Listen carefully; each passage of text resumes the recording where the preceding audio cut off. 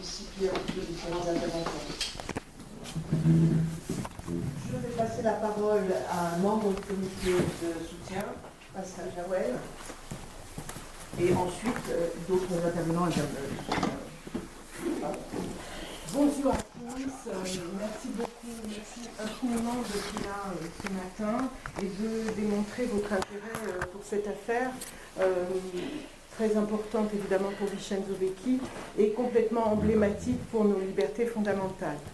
Je complète le tour de table qui vient d'être fait par Eva Joly qui est présente, qui nous fait l'honneur de sa présence aujourd'hui, et Francine Bavet. Voilà. Donc, moi, en ce qui me concerne, je voulais vous dire pourquoi je me suis investie pour participer au sauvetage de la liberté de Vincenzo Vecchi. En fait, c'est tout simple. J'habite en Bretagne, près d'une petite ville qui s'appelle Rochefort-en-Terre, fort jolie au demeurant. Et donc, par des amis communs, j'ai eu vent de cette histoire et puis on m'a sollicité pour aider pour des conseils juridiques. Pourquoi ? Je m'appelle Pascal Jaouen et dans ma vie professionnelle, j'ai été tout d'abord avocat pendant 23 ans et puis ensuite j'ai fait une intégration directe à la magistrature et donc j'ai été également magistrat pendant 15 ans. Donc c'était un petit peu naturel qu'on s'adresse à moi pour aider, pour des conseils, ce que j'ai fait volontiers. J'ai donc aidé par amitié et puis ensuite je me suis engagée par conviction. Par conviction parce que j'ai vite réalisé dans quelle terrifiante, effroyable injustice on essayait de conduire Vincenzo Vecchi. Et également, actuellement, on peut se rendre compte aussi du réel danger que constitue cette affaire pour tous les citoyens européens, et on est quand même assez nombreux, je crois quelque chose de l'ordre de 480 millions. Voilà, donc ça me paraît une affaire assez emblématique. Alors, pourquoi une méga injustice, une incroyable injustice? Eh bien, tout simplement parce que on demande à ce que quelqu'un qui a commis uniquement des quelques faits matériels, qui en a commis, et puis pour ceux qui ne l'ont pas commis, il y a 22 ans de cela, le 20 juillet 2001, on réclame qu'il effectue en Italie une peine de 12 ans et demi de prison. Donc une peine d'une ampleur démesurée, d'une ampleur criminelle, qui, dans notre pays, est souvent plutôt évidemment prononcée par des cours d'assises pour des affaires criminelles extrêmement graves, de meurtre, de viol, de braquage, etc. Rien de tout cela pour Vincenzo Vecchi quand on ouvre son dossier, parce que finalement, au bout de 3 ans et demi de procédure, on prend quand même un petit peu de hauteur sur l'affaire et on se rend compte que depuis le début, finalement, il y a une fabrique d'une injustice. Parce qu'au départ, même pas ce militant, ce manifestant non syndiqué qui se retrouve avec 300 000 autres à Gênes dans les manifestations, qui prend quelques planches sur un échafaudage pour faire une barricade, qui est là quand des voitures sont incendiées, mais qui est à proximité plutôt, et qui fait finalement très peu de faits matériels. Il est photographié par la police, et 16 mois plus tard, alors qu'il est rentré chez lui, que les manifestations ont pris fin, on l'arrête. Et sur la base uniquement de ces photographies mises bout à bout et interprétées comme avec des probabilités, on va le faire rentrer dans une mécanique judiciaire mortifère et qui va le conduire à une condamnation en 2012, donc vous voyez le temps passé, de 12 ans et demi de prison. Il va avoir effectué, donc c'est là où je pense quand même que c'est important à noter, il va quand même effectuer en tout 15 mois de détention. 1 an en Italie et 3 mois et 15 jours en France, au moment de son arrestation. Donc voilà, déjà une affaire où quelqu'un qui n'a blessé ni agressé personne, eh bien on vient 22 ans plus tard réclamer qu'il effectue 12 ans et demi dans les geôles italiennes. Tout ça dans un contexte de gêne que vous connaissez très certainement, en tout cas un contexte d'une répression policière brutale, très sauvage, qui a donné lieu à des condamnations par des instances internationales, des condamnations pour actes de torture. On se rappelle la caserne Bolzaneto, l'école Diaz. Vraiment, il y a eu tout un contexte de très très grande brutalité policière, et on se retrouve dans un dossier où il y a finalement 2 poids 2 mesures. 10 manifestants que l'on va prendre sur les 300 000 et qui vont payer pour une espèce de vendetta d'État, parce que l'Italie s'est trouvée humiliée d'avoir, lors de ce sommet, contre-sommet de Gênes, avoir affaire à des manifestations gigantesques qui déjà à l'époque, en 2001, alertaient sur le péril climatique, et avec une certaine sagesse, on le voit maintenant. Voilà, donc c'est la chronique d'une injustice annoncée. La recette, donc 10 sur 300 000, sur la base uniquement de photographies prises par la police, pas d'autres témoignages, pas d'autres preuves matérielles, et pour enrober juridiquement le tout, on ressort des oubliettes une vieille mascotte mussolinienne, un vieux crime fasciste inventé par M. Rocco, qui était ministre de Benito Mussolini, qui s'appelle dévastation et pillage. Crime qui était inusité en Italie depuis 76 ans. On va le ressortir en 2001 pour condamner très sévèrement, démesurément, ces 10 manifestants. Donc voilà, c'est un habillage juridique et c'est un ovni juridique, notamment dans notre droit. Et si nous sommes là aujourd'hui, c'est parce que nous refusons que cet ovni fasciste, cet outil de répression de la lutte sociale et des manifestants, rentre dans notre droit européen et rentre dans notre droit français. Pourquoi c'est un ovni juridique? Eh bien, parce que tout simplement, c'était destiné, ce crime, c'est un crime, ce crime qui était puni de 20 ans d'emprisonnement au maximum, eh bien, ça punit l'acte antisocial de manifester et de contester. Et dès lors que vous êtes présent à la manifestation, eh bien, vous êtes reconnu coupable de ce que vous avez fait, mais aussi de ce que vous n'avez pas fait, de ce qui est fait autour de vous. Comme disent les arrêts italiens, tout ce qui est fait à proximité. Donc, c'est ce qu'on appelle le concours moral, c'est-à-dire la responsabilité, la culpabilité collective, passive, que ne reconnaît absolument pas notre droit français, qui est fondé sur la responsabilité du fait personnel, qui en plus a une valeur dans notre code pénal constitutionnel, qui a été reconnue comme ayant valeur constitutionnelle. Donc quelque chose que nous ne connaissons pas et qui va être l'outil pour condamner de manière assez artificielle ces 10 manifestants. Je vais vous citer les mots de M. Rocco lui-même. Rocco, donc ministre de la Justice de Mussolini, quand il définissait dévastation et pillage, donc ce crime inventé pour punir les manifestants par leur seule présence. Notre code pénal est un code politique et de fait, son but primordial est d'identifier la philosophie juridique pénale avec la philosophie même du fascisme, en ce que, bien différente de la philosophie individualiste des encyclopédistes ou de la Déclaration des droits de l'homme et du citoyen, et même du Code pénal français. Voilà, je crois que tout est dit. L'œuvre d'injustice est parachevée dans ce dossier par un arrêt de la Cour de justice européenne du 14 juillet 2022, sur lequel, naturellement, les autres intervenants prendront la parole. Voilà pour les raisons pour lesquelles je me suis engagée.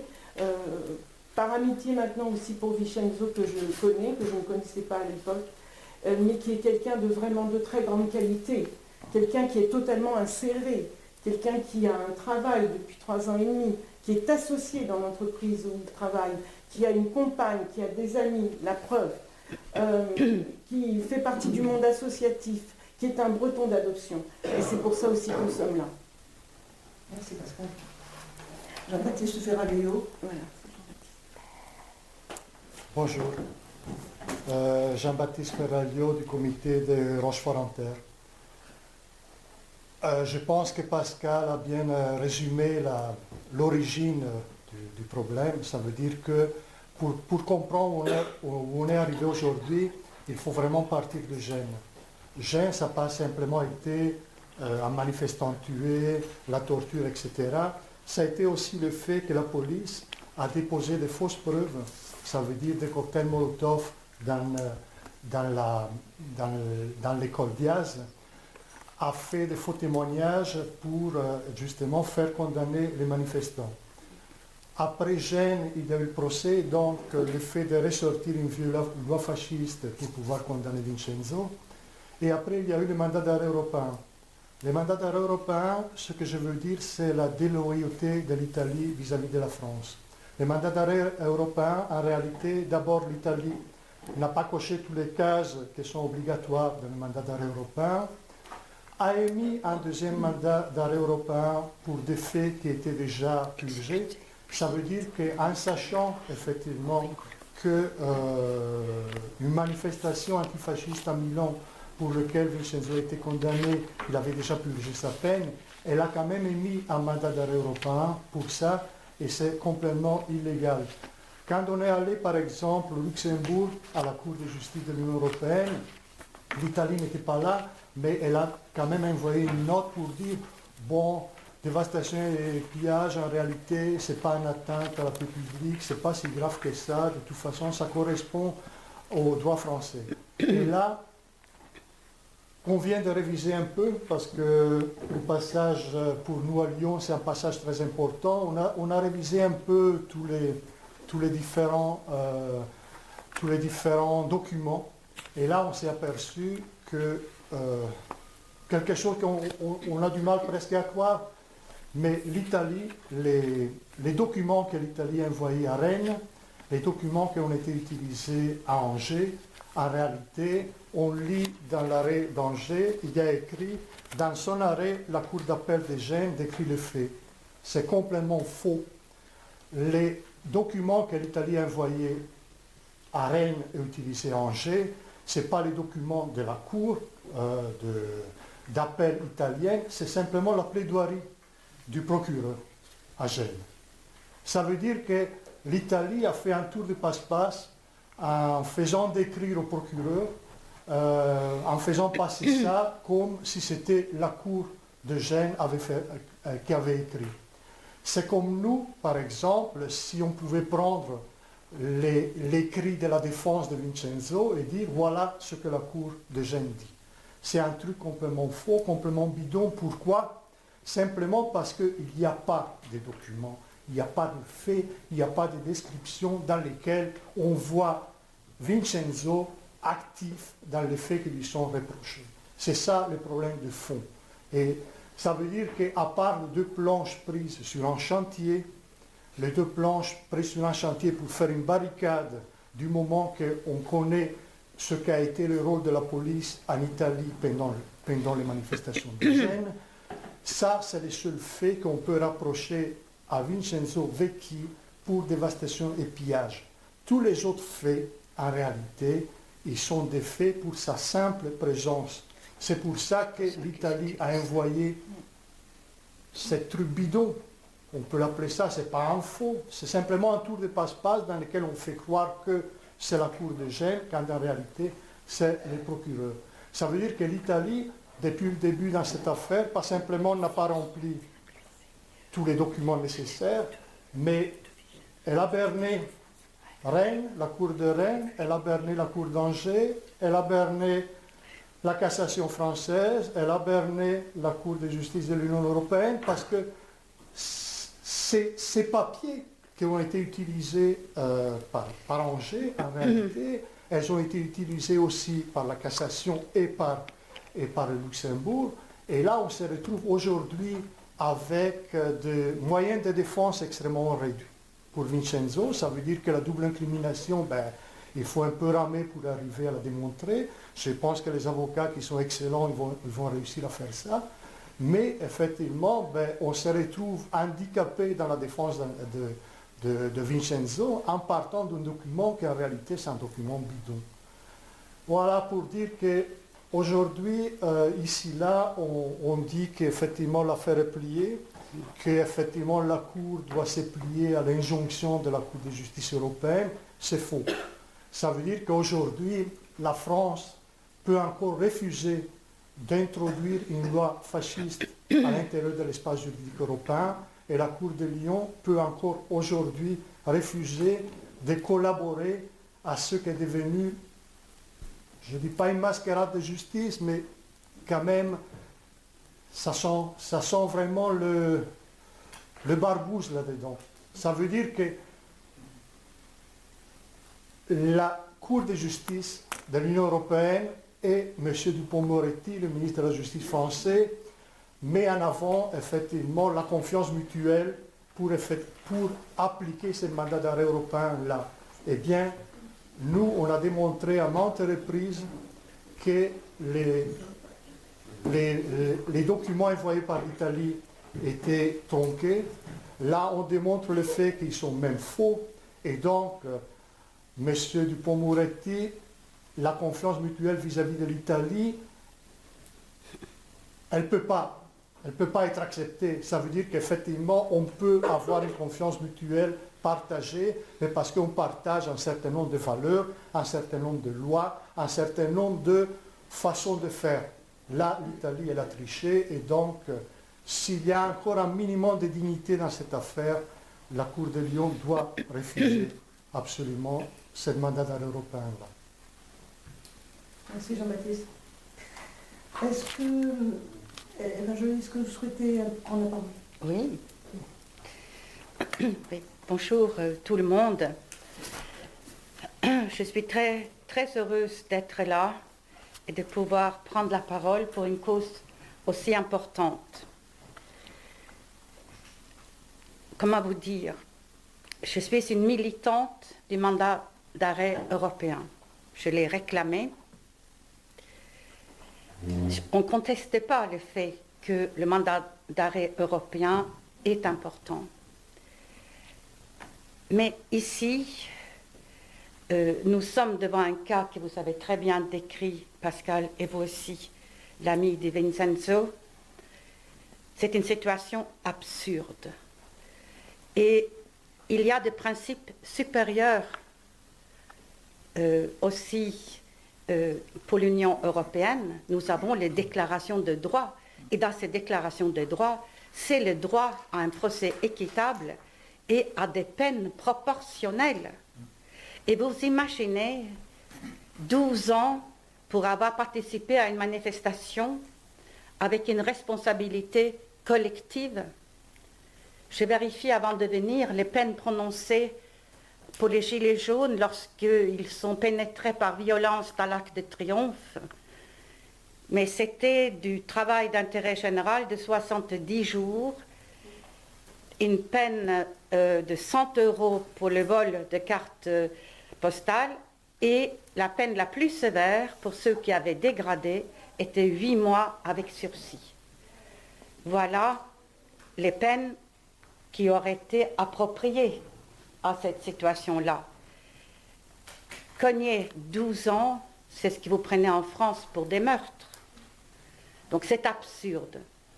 Et je dirais que vouloir faire coller dévastation et pillage à notre infraction de destruction de biens ne colle évidemment pas, parce qu'ici, il y a la responsabilité collective, ce que la France a connu par moments. Chacun s'appelle des lois Pasqua, qui n'existent plus heureusement. Mais on voit bien comme c'est artificiel. C'est comme si on réinventait le délit de blasphème. S'il y avait un mandat d'arrêt pour blasphème, avec destruction de la Bible ou du Coran, on peut toujours dire qu'on a la double incrimination parce que c'est aussi destruction d'un objet, vous voyez? Et donc c'est sans limite. Et donc là, c'est non, il n'y a pas double incrimination. Alors, ça veut dire que, est-ce que nous pouvons ne pas avoir confiance dans la justice? Et ma réponse, elle est malheureusement oui, elle se trompe. Elle se trompe, et elle se trompe parfois lourdement.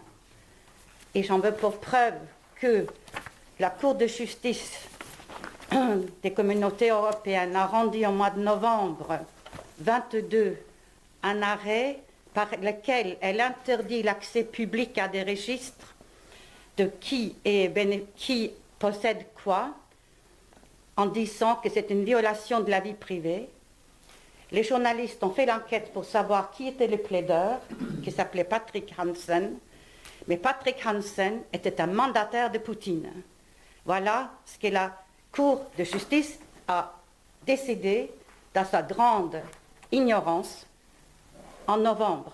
Elle a mis la lutte contre la criminalité organisée, elle l'a fait reculer de 10 ans.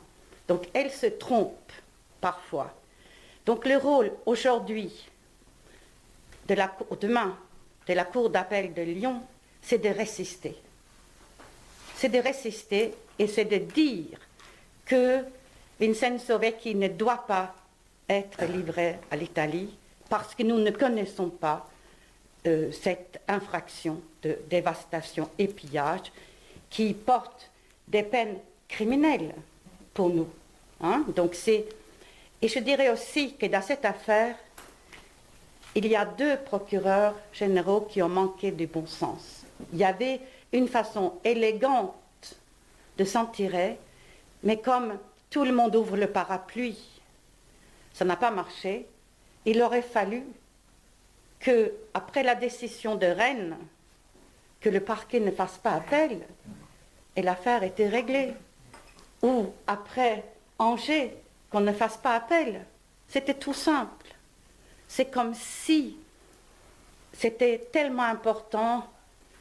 Nous avons, je veux dire, ce n'est pas le premier mandat d'arrêt européen qu'on exécute. Donc, quand il y a des défauts aussi évidents, le rôle des juges, des magistrats, c'est aussi de trouver la façon pour que la justice, avec un majuscule, puisse être faite.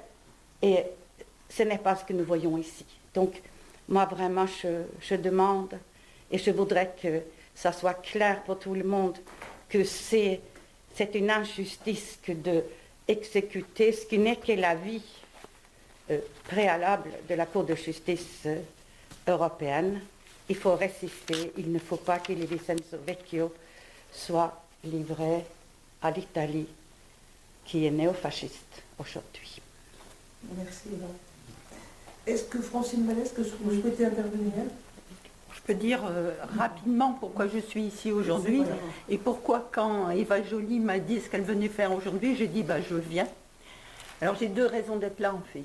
La première, c'est que j'étais à Gênes.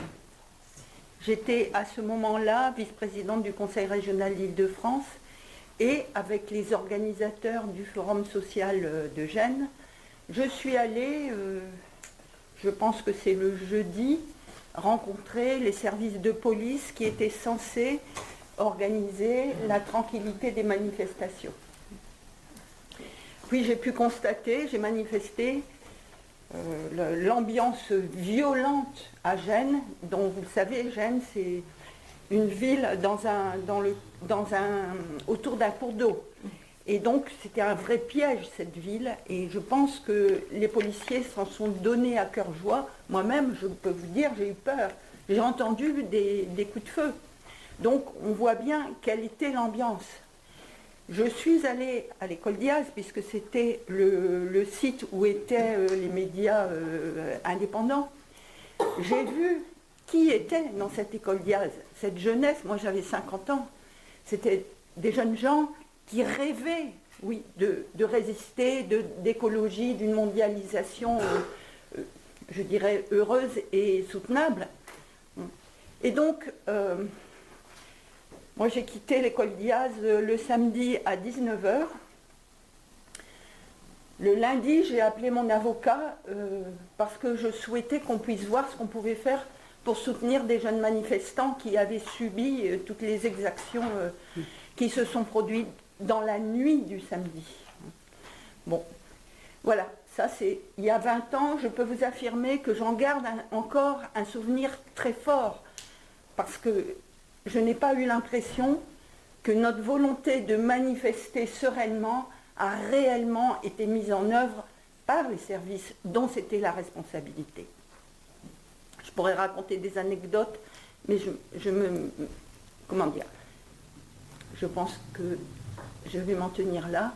Et là, c'est la raison pour laquelle je suis là, pour soutenir Vincenzo Vecchi et tous ceux, les autres, tous ceux qui ont été, ont vu leur vie plus ou moins abîmée, simplement pour s'être levés et avoir dit on veut un autre monde est possible.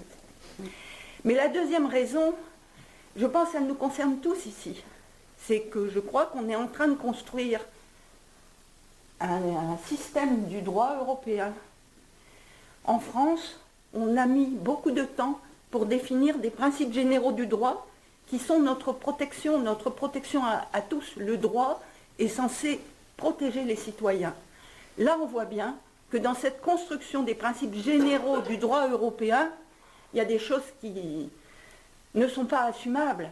Et je crois que c'est notre responsabilité à tous, toutes, de le dire, parce que ce n'est pas seulement le cas de Vincenzo Vecchi qui est en cause là, c'est notre destin à nous tous. Donc, voilà pourquoi j'ai décidé de venir aujourd'hui, et je m'en arrête là. Merci beaucoup. Merci beaucoup. Merci. Est-ce que la LDH veut prendre la parole? Oui, bien volontiers. Bonjour à tous, donc mon nom est Patrick Cana, je suis membre du Comité national de la Ligue des droits de l'homme et également donc présent ici comme représentant du Bureau national de la Ligue des droits de l'homme. Alors, la Ligue des droits de l'homme, effectivement, dénonce une injustice, alors ça a été indiqué déjà précédemment, une injustice qui vraiment heurte les consciences. C'est la raison pour laquelle nous avons, dès le départ, lorsque nous avons été sollicités, apporté notre soutien à Vincenzo. Beaucoup de choses ont été dites sur l'acharnement judiciaire. Alors oui, il y a un acharnement judiciaire incontestable, puisqu'il y a eu 2 appels de procureurs généraux, alors que, comme le disait Eva Joly, on aurait pu en rester aux arrêts de la Cour d'appel d'Angers, la Cour d'appel de Rennes. Mais cet acharnement judiciaire est doublé d'un acharnement politique, parce que les procureurs généraux ne sont pas indépendants, ils relèvent en dernier ressort du ministre de la Justice, et on voit bien que dans cette affaire, c'est vraiment une question de gouvernement à gouvernement. Donc, cette procédure qui aurait pu s'arrêter dès le départ par l'arrêt des cours d'appel continue parce qu'il y a cet acharnement politique aussi. Alors, dans toute cette histoire, évidemment, on ne peut être que scandalisé parce que, vous voyez, ça a été dit, je reprends très rapidement un certain point, les faits remontent à 2001. 2001, c'est quand même pas très récent.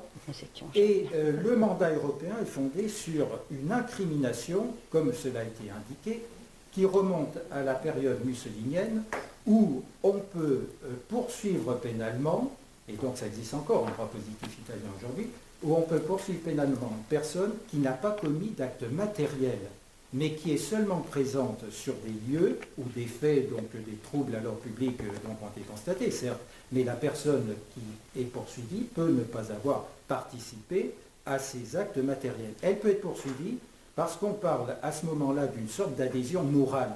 Mais tout ça, c'est contraire aux principes fondamentaux. On ne peut pas poursuivre quelqu'un qui n'a pas matériellement commis un fait répréhensible. Là, on est sur une simple présence. Bon, donc c'est contraire à tous nos principes, vraiment tous nos principes. En plus, comme il a été indiqué, les peines encourues, ça peut être 20 ans, 15 ans ou 8 ans, suivant les faits. Et là, Vincenzo a été condamné à 12 ans pour finalement, surtout le fait d'être là, en quelque sorte. Alors, tout ça, c'est vraiment contraire à la Déclaration des droits de l'homme et du citoyen, à nos principes qui résultent des traités internationaux et européens qui s'imposent à la France. Parce que là, la Cour d'appel va se baser sur le Code de procédure pénale, sur le mandat européen, et puis sur l'arrêt de la Cour de justice de l'Union européenne. Mais la Cour de justice n'a statué que sur un problème donné, l'histoire de la double incrimination. Tout le reste est en suspens et il y a tout à discuter. Et ces principes fondamentaux, la Cour d'appel de Lyon doit les faire prévaloir sur toutes les règles internes, quelles qu'elles soient. Bon, donc là, tout est encore possible et il est finalement fondamental que la Cour d'appel de Lyon finalement tienne compte de ces principes supérieurs qui s'imposent en tout état de cause. Alors la Ligue des droits de l'homme, donc bien entendu, sera présente à l'audience demain et ce que nous regrettons, mais ce n'est pas que pour cette affaire, c'est de manière générale, la France qui se prétend patrie des droits de l'homme, elle est patrie de la Déclaration des droits de l'homme, mais est-elle encore patrie des droits de l'homme? Quand on voit des situations comme celle d'aujourd'hui, où finalement on est dans la discussion de savoir où est-ce qu'on va donner effet à un mandat européen qui se base sur une loi qui remonte à la période mussolinienne. Quand même, les choses, c'est quand même assez extraordinaire que devant une juridiction, il n'y a pas déjà dès le départ l'idée que on arrête, c'est pas possible de donner effet à un tel mandat européen. Hein. Voilà, donc il y a tous ces principes supérieurs que la Ligue met en avant et elle souhaite vraiment que cette affaire se termine donc en donnant satisfaction à Vincenzo Vecchi qui est donc là depuis effectivement 3 ans, subit un acharnement judiciaire et politique. Hein. Voilà, c'était les observations que je voulais faire. Merci Patrick. Je sais qu'il y a plusieurs élus qui nous font l'hommage d'être là. Est-ce que certains veulent prendre la parole avant qu'on passe à un système de questions-réponses auxquelles les avocats souhaitent pouvoir répondre? Non? Donc on passe directement aux questions-réponses. Ce que je vous propose, c'est que ceux qui posent une question prennent le micro d'abord et se nomment pour qu'on puisse repérer bien. Et je pense que principalement Catherine Blond et Maxime Tessier y répondront, mais les membres du comité peuvent aussi intervenir, Emma Joliet aussi, enfin voilà, on est plusieurs à pouvoir répondre. Je me fais un peu de porte-parole, je travaille pour le monde, mais est-ce que vous pouvez nous rappeler l'enjeu juridique? Micro. On entend double incrimination, etc. Quel est le débat? Vous pouvez nous résumer? Jean-Luc, pour Catherine. Alors, on va répondre tous les deux. Moi, je vais répondre à Maxime Tessier. Il faut comprendre que dès lors que la Cour de cassation a annulé l'arrêt qui a été rendu par la Chambre de l'instruction de Angers, on revient à la classe d'État. Et c'est très important de l'appréhender. Pourquoi? Parce que, évidemment, beaucoup autour de cette table et ailleurs se préoccupent de l'interprétation qui a été donnée par la Cour de justice, mais ça n'est pas une interprétation. Le penser, c'est une erreur. La Cour de justice, elle ne fait que répondre aux questions qui lui sont posées par la Cour de cassation. Les questions qui ont été posées par la Cour de cassation lorsqu'elle a été saisie par effectivement le procureur général d'un pourvoi contre ce que décidait Angers, la Cour de cassation a posé 3 questions. La Cour de justice répond à ces questions. Est-ce que le fait qu'il y a un intérêt juridique protégé dans le pays qui demande l'exécution du texte, qui serait la paix publique en quelque sorte, mais où il n'y a pas l'équivalent en France, est-ce que c'est un obstacle à l'exécution d'un mandat d'arrêt? La Cour de justice vous dit, vous me posez la question, je vous dis non, ce n'est pas un obstacle. Et la deuxième réponse qui a été donnée, puisque la CJE a considéré que l'une des questions, la deuxième question, la réponse était implicitement donnée dans son premier attendu, ce qui fait débat notamment dans ce qu'on lit pour vous, c'est la réponse de la CJE à la deuxième question. La Cour de cassation disait, écoutez, moi j'ai un arrêt de la Cour d'appel d'Angers qui en fait a pris différents faits, différents comportements qui sont reprochés à Vincenzo Vecchi, d'être à proximité d'une banque, ça a déjà été dit, puisqu'il y a, pour la plupart des faits, il ne commet pas, il n'y a pas d'acte positif de Vincenzo Vecchi. Il est à proximité, c'est dit à plusieurs reprises, dans l'arrêt de la Cour d'appel de Genève. Effectivement, la Cour d'appel d'Angers dit, chez nous, ça n'existe pas, ça. La Cour de cassation va donc dire, est-ce que, alors que dans notre droit, cette méthodologie, on prend différents événements qui ont été retenus par l'Italie pour constituer dévastation et pillage. La Cour d'appel d'Angers dit, certains existent, par exemple la dégradation, mais d'autres n'existent pas, tous ceux pour lesquels il y a cette forme de responsabilité collective qui serait impossible chez nous. Est-ce que c'est possible de faire comme ça? C'est-à-dire, est-ce qu'on peut refuser, comme le fait la Cour d'appel d'Angers, d'exécuter un mandat d'arrêt lorsque une partie des événements qui sont visés par l'Italie ne serait pas punissable en France? Et donc la CJUE répond exclusivement à cette deuxième question en disant que la France, puisqu'on parle ici de l'état d'exécution, ne peut pas refuser d'exécuter un mandat d'arrêt pour une infraction unique qui est composée de plusieurs faits dont une partie seulement existerait en France. Mais c'est tout. Le principe de la CJUE qui est constamment rappelé, c'est que c'est à la justice française qui est saisie de prendre la décision par rapport à ce mandat d'arrêt.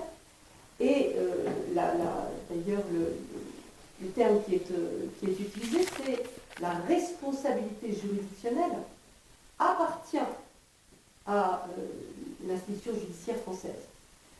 Donc la CJUE nous répond simplement à des questions qui sont posées par la Cour de cassation à l'époque par rapport à une méthode utilisée par la Cour d'appel d'Angers. Pour nous, en tout cas en tant qu'avocat, et Maxime complétera ce que je dis, ça ne change rien à la problématique qu'on a posée.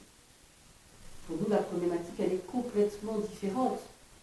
La Chambre de l'instruction d'Angers a choisi ce processus-là pour essayer de voir s'il y avait une équivalence. Nous on dit que ce processus n'est pas celui qui devrait être appliqué. Donc l'enjeu pour la Chambre de l'instruction, c'est on repart à zéro avec ce qui est toujours l'argumentation de la défense. Et je voudrais souligner, avant de passer la parole à Maxime, que même si je comprends tout à fait ce que dit Madame Joly, d'autant plus important quand même qu'elle a été, et ça n'est pas lui faire injure, un fervent soutien du MAE pour notamment poursuivre la criminalité organisée transfrontière, et qu'on voit ce qu'on en fait désormais. À quel point un outil qui correspond à l'intérêt général subit un dévoiement insensé. Néanmoins, ce qui nous importe, nous, c'est que nous nous adressons à la Cour d'appel de Lyon, à nouveau, à des juges du fond, c'est-à-dire des juges de terrain qui analysent une situation juridique précise qui leur est donnée. Et ces juges du fond, à 2 reprises précédemment, ils ont dit que Vincenzo ne pouvait pas être revenu à l'Italie. C'est extraordinaire. Extraordinaire dans le sens, c'est au-delà de l'ordinaire. Il faut bien comprendre que le signe, en tout cas on le vit comme ça, comme avocat, et je pense qu'on ne se trompe pas avec M. Vecchi et le comité. Rennes, Angers, juges qui prennent un dossier, qui le regardent, qui analysent les éléments juridiques et les enjeux, disent à 2 reprises, ça n'est pas possible. Et pour des motifs différents. Rennes, parce que la procédure n'a pas été respectée. Angers, parce que de son point de vue, avec son analyse à elle, il n'y a pas d'équivalence. La double incrimination n'existe pas. Donc la Chambre de l'instruction de Lyon, aujourd'hui, elle a ça entre les mains. Le débat, pour nous, il reste tout à fait ouvert. Je vais passer la parole à Maxime. Merci. Oui, bonjour à tous. La Cour de justice de l'Union européenne, elle n'a pas mis fin à l'affaire. Et nous sommes de manière intacte déterminés à obtenir la libération définitive de Vincenzo Vecchi. Pourquoi elle n'a pas mis fin à l'affaire? Parce que comme l'a dit Catherine, et je souscris complètement à ce qu'elle a dit, elle n'a répondu qu'aux questions qu'on lui a posées. Elle n'a pas mis fin à l'affaire sur double incrimination, et elle n'a pas dit, ce n'est pas dans le texte de son arrêt, et je le souligne parce que je l'ai lu même chez Dalloz, qui est un éditeur juridique. Elle n'a pas dit Vincenzo Vecchi doit être remis à l'Italie en vertu de l'arrêt de la Cour de justice de l'Union européenne. Ce n'est pas exact. Tout cela porte en réalité sur des points de méthodologie et des questions techniques. Pas qu'on veuille éviter le débat, au contraire. Pourquoi des questions techniques? Parce que le mandat d'arrêt européen, c'est un instrument qui s'applique sur tout le territoire de l'Union européenne, pour des millions d'habitants, avec des cultures proches, mais parfois différentes, y compris sur le plan judiciaire et sur les lois, et qu'il faut trouver un point d'équilibre sur la manière de l'appliquer. C'est ce qu'a fait la Cour de justice de l'Union européenne. Mais elle n'a répondu qu'à la méthodologie qui avait été utilisée par la Cour d'appel d'Angers. 2 fois, la justice ne s'est pas trompée. À Rennes, il a été libéré et le mandat d'arrêt a été annulé. En plus de celui de Milan, dont on ne parle que plus, sauf quand Jean-Baptiste l'a rappelé tout à l'heure, mais le mandat d'arrêt de Milan qui a été complètement balayé et qui n'est plus sur le sujet. Le parquet général n'avait même pas fait le pourvoi en cassation. Et deuxièmement, la Cour d'appel d'Angers, mais en se fondant sur d'autres raisons juridiques. Et par 2 fois, la justice française a dit que ce n'était pas possible. Alors tout cela est remonté à la Cour de cassation, est remonté à la Cour de justice de l'Union européenne, mais sur des questions de comment vous avez fait pour en arriver à cette solution-là. Sur des questions de procédure qui sont très pointues et qui ne sont absolument pas aujourd'hui fermées. La décision aujourd'hui, elle revient pleinement à la Cour de Lyon, et nous lui demanderons une nouvelle fois de mettre fin à cette injustice. Est-ce que d'autres questions? Bonjour. Qu'est-ce qui vous laisse espérer que le procureur général de Lyon aura, pour reprendre l'expression d'un joli, l'élégance de ne pas faire appel? Au fond, c'est dans le cas évidemment de décision de la Cour qui allait dans l'autre sens. Alors, je ne sais pas si c'est espérer le terme que l'on aurait choisi. La justice, elle a un sens.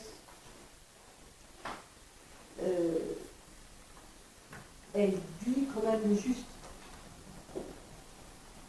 À travers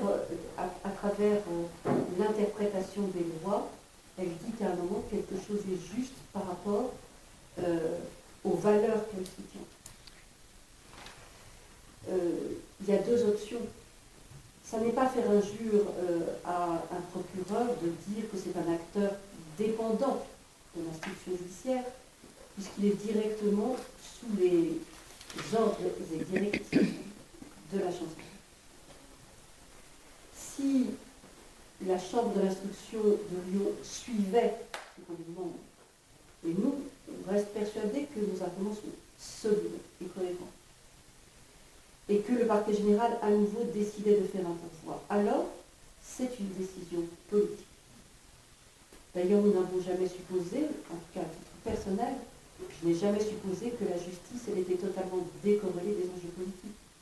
Bien sûr que c'est de la politique, parfois, la plupart du temps, au sens noble du terme, parfois pour des intérêts convergents qui nous échappent. Deuxième option du parquet, le parquet entend quand même, comme faisant partie d'un système judiciaire qui a des règles et des principes, que la 3e fois est celle qui doit mettre fin à ces errements, ce qui semble être des errements judiciaires, en tout cas sur le plan du formalisme. D'autres questions, oui? Je vais dire des bêtises en droit, mais nommez-vous pour que tout le monde puisse me lever. Nommez-vous. Rodolphe Collard de Tribune de Lyon, je vais dire des bêtises de droit, mais cette loi mussolinienne, en quoi elle est différente dans le droit français d'attroupement en vue de commettre des violences? On parle des gilets jaunes tout à l'heure. En quoi est-ce que... Je vais faire la première partie. Je fais la première partie et puis je passe le micro.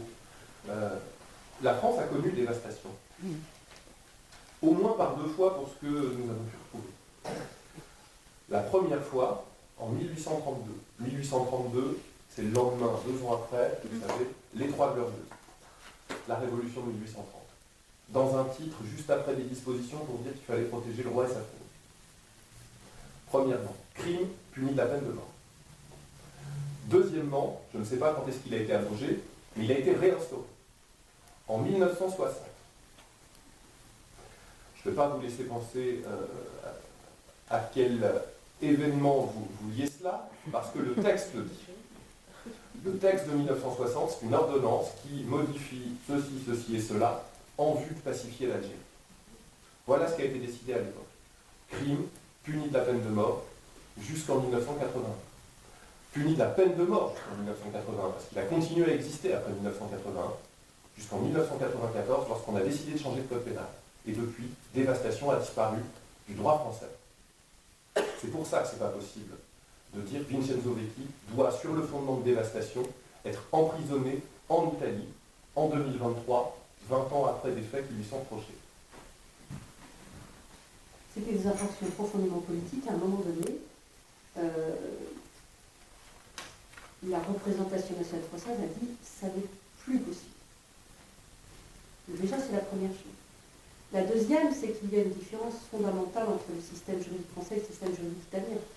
Dans le système juridique italien, sur la loi fasciste, on dit, une fois de plus, c'est très important, le seul fait d'être là justifie une poursuite et une peine, parce qu'en réalité, on participe moralement à une infraction qui est une atteinte à la paix publique. Alors que le système français repose, fort heureusement, sur une responsabilité individuelle qui exige deux choses. Un fait matériel imputable à une personne qui agit elle-même et un élément intentionnel, la volonté de le faire. La loi Rocco, en réalité, elle poursuit, même si c'est caricatural de le dire, elle juge d'abord des conséquences. Voilà ce qui arrive, je considère qu'on m'a mis le bordel, je veux réprimer ça, et donc ces expressions démocratiques, je vais chercher comment, dans les faits commis de manière globale, je vais pouvoir réprimer tel ou tel de la même manière et indistinctement. Donc on n'est pas du tout sur le même système. Et ce que dit Mme Joly là encore est important aussi, dans l'espace européen, sur une simple idée que peu importe ce que fait un État, et quelle que soit sa direction politique, un autre État de l'espace européen devra exécuter un mandat d'arrêt sans rechercher les valeurs qui soutiennent la loi, alors il n'y a plus aucune limite. On prend le blasphème parce que c'est très emblématique. Nous, on a beaucoup pensé à l'avortement. Et la criminalisation de l'avortement qui est évoquée dans les pays de l'espace européen. Regardez en Pologne. En Pologne. Donc, nous, ce qu'on dit, bien entendu, on est des avocats, on est des juristes. Et c'est en droit qu'on a gagné, entre guillemets, que Vincenzo. Mais a gagné parce qu'il a gagné devant les juges du fond. Nous, on tient beaucoup à ça. C'est ceux-là qui font le droit la plupart du temps. Mais c'est aussi parce que c'est un tel monde à l'envers. Nous perdons dans cette histoire tous nos repères. Ça veut dire qu'au nom d'une communauté européenne qui ne repose plus sur des valeurs, mais sur une efficacité politique dont on ne comprend pas les enjeux, on va bouleverser tout ce à quoi on tient. Alors la France, terre des libertés, des droits de l'homme, etc., ça ne mange jamais pas de le dire. Là, c'est une épreuve. Qu'est-ce qui fait que la situation de Vincenzo Vecchi est si emblématique? Je crois qu'elle vous intéresse. Elle suscite des tribunes de signatures prestigieuses qui ne sont pas simplement, c'est une façon un peu radicale de le dire, des gauchistes échevelés. Ça fédère, on disait ce matin l'article du Figaro, qui n'est pas non plus dans les gauchistes échevelés, je crois. Tout le monde est intéressé par cette question. Parce qu'on sent bien qu'on a touché la limite d'un mécanisme européen qui ne repose plus sur l'idée qu'il a reçue. Donc on est, ce sont les valeurs démocratiques qui seront en jeu. pour ça qu'il y a tellement de monde autour de cette question. Parce que si ça s'est appliqué pour Richard Duvetti, qui a son corps défendant est devenu un symbole, demain, ça sera possible pour n'importe quoi. Parce que on ne voit pas comment la France fera marche arrière.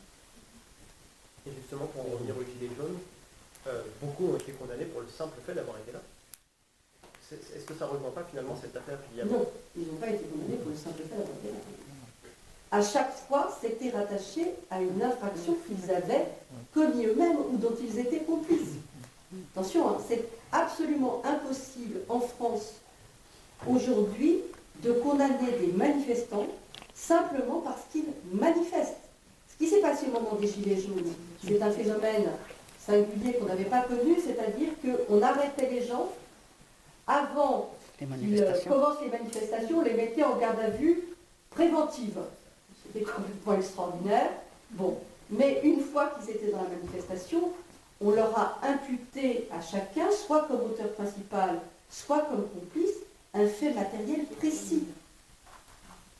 Dans les manifestations après les retraites, ces dizaines de milliers de gens qui défilent, évidemment qu'on ne peut pas leur dire, s'il y a des dégâts qui sont causés à un moment ou à un autre, vous y étiez, vous êtes susceptible d'être poursuivi. C'est impossible. Après, il y a la participation à l'attroupement, donc sur laquelle on va venir, mais c'était important pour nous de resituer dévastation et pillage, justement pour répondre précisément à votre question. La participation à un attroupement, c'est la participation délictueuse, ce sont principalement trois choses qui sont réprimées. D'abord, il y a la définition de l'attroupement, que je reprends pour ne pas dire de bêtises. L'attroupement, qui en soi n'est pas une infraction. On est à l'article 431-3 du Code pénal. C'est un rassemblement de personnes sur la voie publique ou dans un lieu public susceptible de troubler l'ordre public. Ça, ce n'est pas une infraction. L'infraction, c'est là que ce que dit Catherine est totalement juste. C'est le fait de se livrer soi-même à un acte interdit qui est défini juste après. C'est ne pas se disperser alors qu'il y a eu une sommation, deux sommations par la force publique de le faire. Donc là, on se rend auteur, d'après le texte, d'être resté personnellement alors même que ce n'était plus possible. Deuxième chose qui est interdite, c'est le fait de participer à un attroupement sans sommation et en étant armé. Il y a un choix individuel à ce moment-là de s'armer. Et la troisième chose, c'est le fait d'avoir provoqué directement un attroupement armé. Dévastation et pillage, en quoi c'est différent? D'abord sur les peines. C'est-à-dire que dévastation et pillage, c'était puni en Italie à l'époque de M. Vecchi de 20 ans d'emprisonnement. En France, quand ça existait, c'était puni de la peine de mort, puis à partir de 81, de la réclusion criminelle à la perpétuité. Là où vous êtes, donc des peines criminelles, très graves, le maximum des peines criminelles, là où sur la participation à l'attroupement délictueuse, on est sur des peines correctionnelles. Si on prend le fait d'être resté après les sommations, on est sur on est sur 1 an d'emprisonnement et 15 000 € d'amende. Lorsqu'on est sur une personne qui dissimule son visage, 3 ans d'emprisonnement, 45 000 € d'amende. Lorsqu'on est porteur d'une arme, 3 ans d'emprisonnement et 45 000 € d'amende. Porteur d'une arme, plus on reste après les sommations, on monte d'un degré 5 ans d'emprisonnement. Ce qui fait que lorsqu'on prend le texte du Code pénal, on monte que difficilement à 7 ans d'emprisonnement et 100 000 € d'amende pour quelqu'un qui a provoqué par des discours haineux un attroupement armé. La différence aussi dans dévastation et pillage, c'est ce qu'on a appelé le lien de continuation, le contenu moral. C'est quoi? C'est le fait, sans avoir soi-même procédé à des dégradations, c'est le fait d'avoir été à côté, et donc le fait d'avoir été à côté, d'y avoir concouru, mais par l'esprit. Vous êtes là, vous n'en allez pas, vous vous enfuyez pas, donc vous y participez. On sait bien que ça n'a rien à voir dans la réalité. Et que de toute façon, une simple pensée, quand bien même, et moi j'étais pas dans la tête de M. Vecchi de toute façon, et c'est pas du tout ce qu'on pourrait lui reprocher en droit français. Mais le fait d'avoir manifesté une opinion par rapport à ce qui se passe, en soi, ne justifierait pas en France qu'on fasse 20 ans de prison. C'est en ça que c'est différent. Je ne sais pas si j'ai répondu clairement à votre question. Ça nous importe. Alors, allez-y, relancez. Je ne suis pas assez calé en droit pour aller plus loin dans la discussion, mais j'ai quand même l'impression que... il faudrait remonter sur les articles, mais j'ai quand même l'impression que les Gilets jaunes ont vraiment été condamnés pour avoir été présents sans avoir rien commis qui leur soit imputable personnellement. Peut-être qu'ils ont commis des choses, mais en tout cas, devant la justice, il n'y a pas eu d'éléments matériels pour les incriminer, et pourtant ils ont été condamnés, interdits de paraître à Paris, sur d'autres choses. Oui, mais l'attroupement, le fait d'avoir été dans un attroupement, je ne peux pas vous dire sur quoi ils ont été condamnés, je vous dirai n'importe quoi. L'attroupement, c'est un acte particulier qui a été défini. Vous êtes là, on vous dit de partir, vous restez, ça c'est un comportement. C'est pas, M. Vecchi n'a pas été condamné pour participation à un attroupement, on lui a reproché d'avoir participé en clair à la destruction de Gênes sur cette journée. Donc il y a des choses beaucoup plus graves. C'est pour ça que ce sont des situations différentes. D'ailleurs, à aucun moment, la justice n'a dit, et même la Cour de cassation a dit, parce que pourquoi est-ce qu'on parle de double incrimination? On en parle parce que dans le mandat d'arrêt européen, il y a une liste de 32 catégories de faits pour lesquelles on dit, écoutez, si ça rentre dans cette catégorie, mais on ne se pose même pas la question de la double incrimination. En clair, c'est ce qui fait notre patrimoine commun pénal, c'est ce qu'on réprouve partout sur le territoire de l'Union européenne. Il faut y aller pour ne pas être dedans quand même. Et là, systématiquement, la justice française vous a dit, cet objet particulier qui est dévastation et pillage, ce n'est pas quelque chose qu'on connaît déjà. Même la Cour de cassation l'a dit dans son arrêt du 26 janvier 2021. Elle dit, il est constant que dévastation et pillage, ce n'est pas quelque chose qu'on connaît. Alors que l'attroupement, c'est connu partout sur le territoire de l'Union européenne. C'est aussi pour ça que c'est différent. Mais ce qui est intéressant, c'est que vous avez le sentiment que des gens ont été condamnés par le seul fait qu'ils manifestaient dans quelque chose qui était réprouvé à ce moment-là sur le plan politique, le mouvement des Gilets jaunes. Et c'est intéressant ça, que l'opinion et les médias aient pu avoir le sentiment de cette forme d'arbitraire. Mais sur l'application juridique devant les tribunaux, une fois de plus, ça n'est pas arrivé, c'est impossible. Soit comme l'a dit Maxime, tout simplement. Sortez de là, sommations, elles sont faites peut-être n'importe comment, peu importe. Mais en tout cas, où vous pouvez considérer que la manière dont on a prouvé qu'ils faisaient ça était insuffisante et qu'ils étaient condamnés quand même. Certes, mais en tout cas, il y avait une qualification pénale qui leur était applicable à chacun d'entre eux. Sinon, dans notre système, une fois de plus, manifester n'est pas un délit, s'attrouper, être ensemble n'est pas un délit. Et encore une fois, c'est pas surtout si on en est là, en fait on est lié par vraiment une chose, c'est ce qui a décidé la justice italienne à l'époque. Nos confrères qui ont défendu Vincenzo Vecchi devant la cour d'appel de Gênes disaient, mais vous ne pouvez pas appliquer dévastation et pillage. Ne le faites pas, pour toutes les raisons que chacun a connues, que c'est une loi pure sucre dans le texte, mussolinienne, fascistissime, c'est ce qui était revendiqué d'ailleurs par le gouvernement de Mussolini, en disant c'est un texte qui correspond à notre état d'esprit. Ce qui compte, c'est ce que produit la collectivité plus que les individus. Donc, punition collective, si je puis dire de manière très, très caricaturale, vous m'en excuserez. Et nos confrères disaient, mais attendez, à supposer qu'il soit coupable, vous pouvez envisager d'autres faits, d'autres qualifications. Vous pouvez appeler ça dégradation, vous pouvez appeler ça, je ne sais pas si ça existait, attroupement ou autre. Ce n'est pas le choix qui a été fait. Ils ont choisi de réprimer un fait plus global parce que la loi l'incrimine. Et c'est en cela qu'on dit que ce n'est pas possible. Si nous étions comme dans... Parce que, si vous voulez, moi, quand j'avais commencé, je ne suis pas bien vieux, hein, mais première affaire de mandat d'arrêt européen, je me suis dit, chouette, ça va être un dossier très intéressant. Les mandats d'arrêt européens, ce n'est pas tous les jours pour la criminalité organisée. Moi, mon premier mandat d'arrêt européen, mon existence n'a aucun intérêt. Mais c'est une conduite en état alcoolique. C'est la réalité du quotidien des juridictions. Si M. Vecchi avait été condamné pour avoir cassé un pot de fleurs, ou je ne sais pas quoi, il aurait été condamné à 6 mois de prison ferme, peut-être parce qu'il n'aurait pas été là, j'en sais rien. Mais pas à 10 ans de prison. Il y a un choix qui a été fait d'abord de dire quels sont les faits dont on parle. Et ça, c'est l'Italie. La justice italienne. Deuxième chose, quelle est la qualification qu'on applique à ces faits-là qui vont au-delà du pot de fleurs. Nous, on vous dit que si on va au-delà, on peut appeler ça dévastation et pillage. Ils ont appliqué ça. Et derrière, ils ont appliqué en conséquence la peine. Ce qu'on dit, c'est que ça, c'est pas possible. Ici. Je voudrais faire un petit rappel. On serait de toute façon sur un brick pot de fleurs que personne ne serait là à venir dire c'est pas possible.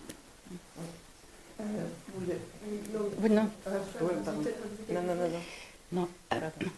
Je voulais simplement rappeler que le procureur, sa parole est libre et il a sa responsabilité personnelle. Et c'est une réalité, j'étais procureur pendant 10 ans, et donc il est responsable, il peut prendre des positions tout à fait personnelles. Et pour le contraindre de faire autrement, il faut des instructions écrites. Et je suis à peu près sûre qu'il n'y a pas d'instructions écrites dans le dossier. Donc le procureur qui va requérir demain, il est responsable. Et j'ajouterais que tout juge est gardien des libertés individuelles et qu'effectivement, chaque procureur peut, il y a une formule qui existe en droit qui dit l'écrit est serve, la plume est serve, la parole est libre. Et donc, tout procureur peut se lever et dire, moi voilà, ce que je pense, c'est qu'il ne faut pas rendre Vincenzo Vecchi à l'Italie. On verra ce que dira demain le procureur. Ça serait trop simple. Je voulais savoir si vous avez des jurisprudences sur lesquelles vous appuyez pour... parce qu'en fait, c'est vrai qu'en relisant malgré tout la décision de la Cour de justice de l'Union européenne, c'est vrai que dans la décision, c'est vrai que là, il est quand même écrit que l'autorité judiciaire ne peut refuser d'exécuter un mandat d'arrêt européen, etc. Ça paraît assez contraignant quand même pour l'État français. Est-ce que vous avez des jurisprudences qui vont dans un sens inverse et qui pourraient Je pense ça. Il y a deux choses. C'est-à-dire qu'elle dit, c'est pour ça que je disais tout à l'heure, elle n'a pas mis fin au litige. C'est une question de méthodologie. Elle a dit, si vous raisonnez comme a fait Angers, il n'aurait pas dû raisonner comme ça. Si vous raisonnez comme ça, et donc c'est pas possible, vous ne pouvez pas vous opposer à la remise. Donc la première des jurisprudences, c'est 14 juillet 2022, procureur général d'Angers contre Vincenzo Vecchi, qui nous actualise vraiment sur ce qu'attend la Cour de justice de l'Union européenne pour apprécier la condition d'une incrimination. Et ça, bien sûr, on va le produire devant la Cour pour expliquer ce qu'on en pense. Mais on parle beaucoup de double incrimination. Il y a quand même un autre motif de refus qui a été créé en France par la Cour de cassation. Peut-être contre l'avis de la Cour de justice de l'Union, parce que ce n'est pas dans la décision 4 qui est le mandat d'arrêt européen, c'est ce qu'on appelle, au sens de la Convention européenne des droits de l'homme, l'atteinte à la vie privée et familiale. Et là, vous avez une tonne d'arrêts de la Cour européenne des droits de l'homme, donc celle de Strasbourg, pour vous dire. Mais c'est intéressant, c'est la Cour de cassation qui a dit, quand bien même on serait dans les critères du mandat d'arrêt européen, allez vérifier si tout ça c'est conforme à la vie privée et familiale. C'est quoi en clair? La question qui est posée, c'est est-ce que 20 ans, 22 ans après les faits, on peut priver quelqu'un de son domicile, de ses liens familiaux, de ses amis? Ici, les amis, c'est les sentinelles de Rochefort, comme avait dit France Culture, dans un formidable reportage qui avait été fait à Rochefort-en-Fer. Les amis qui sont là depuis le début et qui ont tout fait. Tout fait. À une époque où un avocat général avait dit il s'est réfugié dans un village dont on ne sait même pas où c'est. Je dois dire que d'abord c'était dans son ressort. Deuxièmement, à l'époque, il est vrai que c'était plus proche parce qu'il y avait le concours des villages français. On avait pu dire que même Stéphane Bern savait où c'était Rochefort-en-Fer. Il s'était caché. On sait où. Ça est parfaitement inexact. Ridicule. Donc sur l'atteinte à la vie privée, c'est est-ce qu'on peut le faire? Et la question, c'est celle de la proportionnalité, comme le reste. Et là, évidemment, il y a beaucoup d'arrêts, de jurisprudence qu'on a déposés et qu'on discutera demain avec la Cour et puis avec le parquet général. Parce que l'une des questions qui se pose, c'est pour faire tout ça, pour déraciner cet homme qui s'y est implanté 20 ans après, est-ce que la gravité des faits pour le proche le justifie? C'est ça la question. Et ce sera la justice de le proche. Juste Jean-Baptiste. sur la proportionnalité, c'est intéressant parce que c'est intéressant la proportionnalité parce que le mois de novembre, il y a eu une interview en Italie à la Repubblica du nouveau ministre de la Justice italienne qui a été magistrat pendant 30 ans, donc il connaît le sujet. Et c'est assez étonnant parce que le premier engagement qu'il a pris, c'est le fait de rendre compatibles les lois mussoliniennes, dont dévastation et pillage, avec la constitution italienne et avec les normes au niveau européen. Ça veut dire que là, on a une déclaration officielle du ministre de la Justice italien qui dit effectivement, il y a un problème, les lois mussoliniennes en Italie, elles ne sont pas proportionnelles. Il le dit, et c'est dans un article de la Repubblica. Tout à fait, il le dit officiellement. Et c'est le ministre de Mme Meloni. Tout à fait. Quand on veut mieux comprendre c'est quoi dévastation et pillage en rapport aux Gilets jaunes, très brièvement, c'est le fait que pourquoi aujourd'hui la France veut à tout prix appliquer ce mandat d'arrêt européen-là.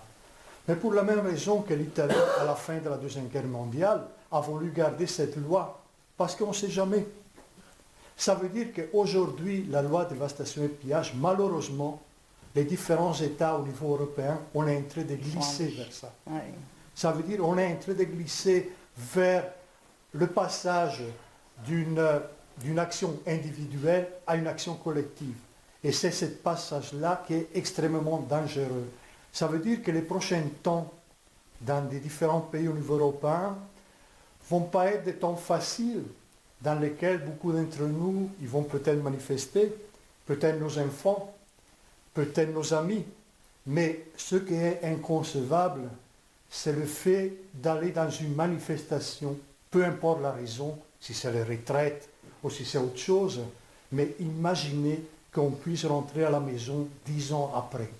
Ça, c'est quelque chose d'aberrant qu'on ne peut pas accepter. Ça veut dire que du moment qu'on va installer à l'intérieur de la jurisprudence européenne, de l'espace juridique européen, qu'on va installer cette loi de dévastation et pillage, qu'elle va être là, vous inquiétez pas, il y aura quelqu'un qui va la saisir et qui va l'utiliser. C'est ça le réel danger. Nous, on a commencé notre combat parce que c'est Vincenzo, c'est quelqu'un pour lequel on est disposé à tout, parce que c'est quelqu'un de nous, c'est quelqu'un qui s'est intégré dans notre façon de vivre, mais petit à petit, effectivement, comme disait Pascal, on est passé d'amis à lanceurs d'alerte. Aujourd'hui, on est ici pas simplement pour Vincenzo, on est en train de vous dire, attention, petit à petit, on est en train de glisser vers autre chose.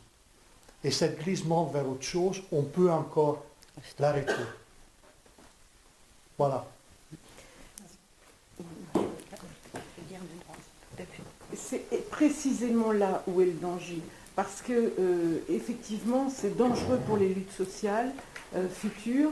Et puis aussi parce qu'il y a une dérive, il y a un dévoiement.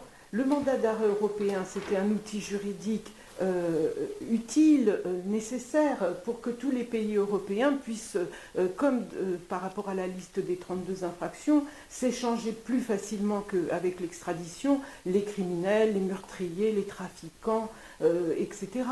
Mais petit à petit, finalement, on voit que cet instrument normalement vertueux, eh bien, il est utilisé contre des manifestants et il est dévoyé, mais dévoyé à un point où on doit absolument, effectivement, lever le doigt et dire stop, on résiste, lancement d'alerte.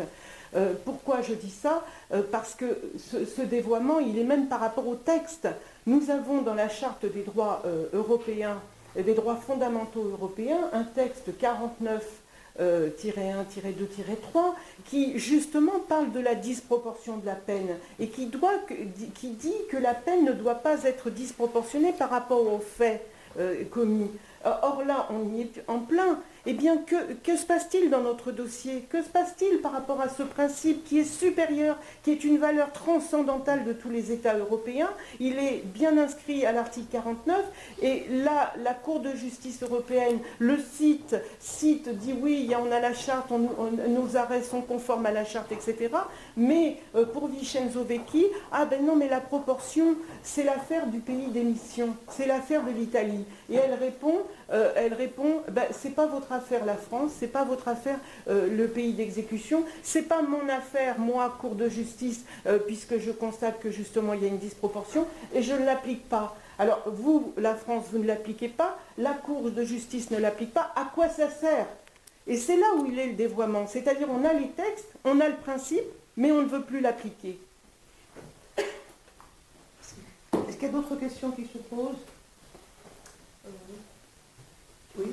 Vous disiez que dévastation et pillage, c'est donc quelque chose qui n'avait pas été utilisé, qui avait été un peu exhumé comme ça de textes mussoliniens qui traînaient depuis 70 ans. Est-ce que depuis, ça a été à nouveau utilisé dans le droit italien? Est-ce que ça a été un petit peu un précédent cette affaire pour condamner d'autres militants, d'autres personnes? Oui, effectivement, c'est devenu, disons, la loi à la mode pour réprimer tous les mouvements sociaux en Italie. Ça veut dire que, je reviens à la condamnation de Vincenzo. Effectivement, il aurait pu être condamné à des petites peines de prison. Effectivement, les 2 planches volées sur un chantier, ben tiens, on te met quelques mois. Non. la justice italienne voulait faire un exemple, voulait donner un exemple. Et de toute façon, quand on dit exemple, on dit il n'y a pas de proportion. Et l'exemple, ça a été effectivement de lui coller 10 années supplémentaires pour dévastation et pillage, pour donner un exemple clair. Mais effectivement, le gros problème qu'on a avec la loi dévastation et pillage, c'est l'incriminabilité. Ça veut dire à quel moment, par exemple, quelqu'un qui va casser une bagnole, c'est un endommagement, et à quel moment, par exemple, participer à une manifestation, c'est dévastation et pillage. C'est quoi? Le passage, c'est quoi? Tout ça, c'est à la discrétion du juge. Ça veut dire que c'est à la discrétion du juge, selon la tête du client, selon la situation donnée. Le juge peut tranquillement décider que vous avez cassé une voiture 6 mois, vous n'avez rien fait 10 ans. C'est le principe même de l'égalité. Après, les trucs intéressants, c'est aussi de savoir, mais on n'est pas ici pour ça, pourquoi l'Italie a gardé les lois mussoliniennes. Et ça, c'est un autre débat très intéressant qu'on pourrait avoir, qui m'intéresse beaucoup, mais c'est un débat qui est interdit en Italie. Interdit en Italie pour une raison simple, que l'Italie, à un moment donné, a décidé que le fascisme en Italie, ça a été une petite parenthèse. 20 ans, c'est presque rien. Et donc, il a décidé simplement, à la fin de la guerre, de garder les mêmes fonctionnaires, de garder les mêmes lois, de garder les mêmes juges, etc., etc. Ça veut dire que 2 mois après la fin de la guerre, il y a eu une amnistie en Italie pour tous les fascistes emprisonnés, amnistie gérée par le ministre de la Justice, qui était le secrétaire du Parti communiste italien, mais effectivement, les fascistes ont été libérés et les partisans, on les a gardés soit en exil, soit en prison. Mais pour revenir à la question, effectivement, la loi de dévastation et pillage continue à être appliquée en Italie. Je voudrais préciser une chose, on a parlé de lanceurs d'alerte en ce qui concerne les comités de soutien à Vincenzo Vecchi. Je voudrais juste préciser que quand la Cour de cassation nous a envoyés en cour d'appel de Lyon, on a été un petit peu désarçonnés en se disant on est loin de notre territoire, qui est la Bretagne, Paris, mais bon voilà, on est loin de Lyon, on ne sait pas où on va aller, on ne sait pas qui on va trouver, on ne sait pas quelles sont les aides, les soutiens qu'on pourra trouver sur place. Là on se trompait parce qu'on en a trouvé plein, et merci à tous les Lyonnais d'avoir été et d'être à nos côtés, ça c'est super. Je vous rappelle aussi qu'il y a une trentaine de gens de Bretagne, du comité de soutien de Bretagne, qui ont fait le déplacement, qui seront là aujourd'hui et demain. Il y a un car qui arrive de Milan ce soir, pour être présent demain. Qu'il y a des gens qui se sont déplacés de Paris, de Marseille, de plein d'endroits. Voilà. Donc les lanceurs d'alerte, on est nombreux et j'espère que vous nous rejoignez. Oui, il y a 2 choses qu'on voudrait dire là-dessus. C'est que le barreau français s'est mobilisé aussi, puisque beaucoup de confrères seront à l'audience de la Chambre de l'instruction. C'est assez inhabituel, parce que le barreau français, pour une partie, se sent très en danger sur l'application en droit interne de ces notions-là. Et on sent effectivement, comme le disait Jean-Baptiste, que la responsabilité collective, si elle est admise dans cette situation-là, sera demain assez facilement transposable en France. Parce que l'outil européen aura prévalu à nos valeurs et à nos normes. Ça, c'est la première chose.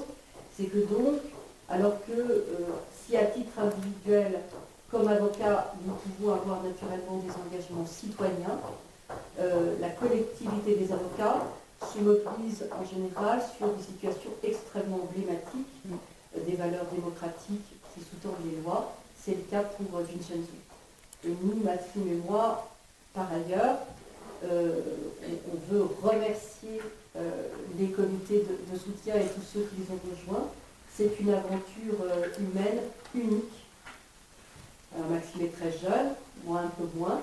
Je n'ai jamais vécu l'équivalent, bien qu'avocat dit un peu engagé, sur un tel soutien si pérenne, si profond, mobilisant une telle intelligence collective de gens très différents sur le plan social, sur le plan culturel, sur le plan des engagements politiques ou non, c'est vraiment quelque chose dont je n'ai pas connu l'équivalent. Et là, c'est ce qui nous porte. C'est ce qui nous porte et qui doit montrer à quel point, à un moment donné, la justice doit écouter la légitimité de la parole citoyenne. Si la justice est exclusivement technique et décorrélée des enjeux qu'elle est censée appliquer, nous devenons alors dans une situation, là encore, où on a perdu le sens. C'est aussi ce qui sous-tend notre engagement, qui devient un peu acharné, parce que c'est quand même la troisième chambre de l'instruction. Faisons un mix à deux. La Cour de cassation, les cours de cassation, la Cour de justice, nous avons été partout et nous continuerons. Et Vincenzo a de la chance d'avoir ses deux avocats. Ça, c'est vrai. Ça, c'est vrai. Ça, c'est vrai. Ça, c'est vrai. Ça, en tout cas, on a toujours dit qu'il avait surtout la chance d'avoir un formidable comité de soutien, mais je ne résiste pas juste à vous lire les pages d'un livre sur la défense là, que je reprenais, pas sur ce pourquoi il est le plus connu, mais juste un passage. La loi n'est jamais bonne, il n'y a pas de passé heureux ni d'avenir meilleur ou inquiétant, il y a une défense morte ou vive. Je pense que vous avez compris quel était notre état d'esprit. Merci. Merci beaucoup. J'aimerais juste dire au nom de, enfin, pas au nom, remercier le barreau de Lyon parce qu'il a mis à disposition cette spontanément, immédiatement. Et donc c'est sa façon de d'être à vos côtés. Et Merci infiniment, c'est vraiment très important. Merci. Une avocate ici, Florence Aligier, qui transmettra au barreau de Lyon nos remerciements. Okay, merci. Merci à tous et à toutes et tous. C'est ma vie de rencontrer. Parce qu'on ne connaît que par la vie. Mais c'est vrai. Et quelle bonne idée d'avoir envie ici. C'est énorme. Votre témoignage, c'est super. Ah oui. Bravo, oui. Ce que vous avez dit, oui, parce que vous êtes un témoin. Voilà, bien sûr. Et j'aurais pu être incriminé selon ce principe. Vous voyez bien que on aurait pu m'accuser, j'ai entendu des coups de feu, on aurait pu m'accuser d'avoir assassiné. Oui. Non, mais il y a des principes. On a ressenti, encore une fois, 20 ans après, c'est ce qu'on ressent quand les gens s'expriment. Ah oui, bien sûr. S'expriment sur ce traumatisme. Et j'ai pas tout dit. Bah oui, le traumatisme, ça se ressentait. Ouais. Bah, c'est super. Je suis venue hier.